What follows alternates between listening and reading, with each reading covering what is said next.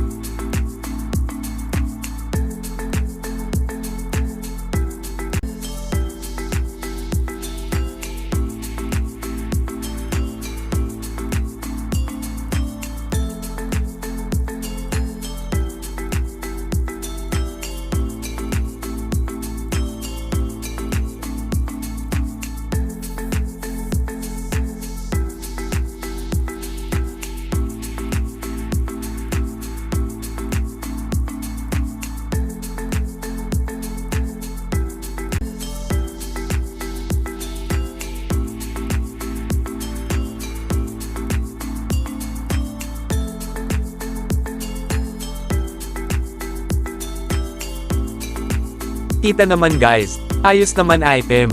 Madali lang din proseso ng pag-install. Need mo lang ng account tapos isa pang account. Sundin nyo lang instruction.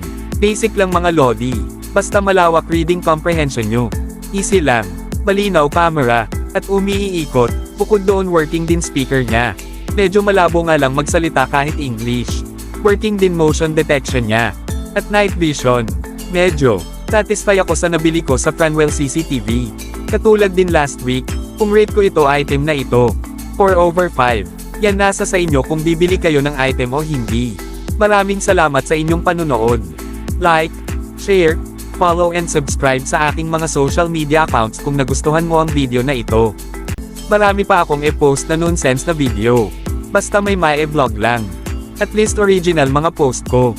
See you soon guys and God bless sa inyo.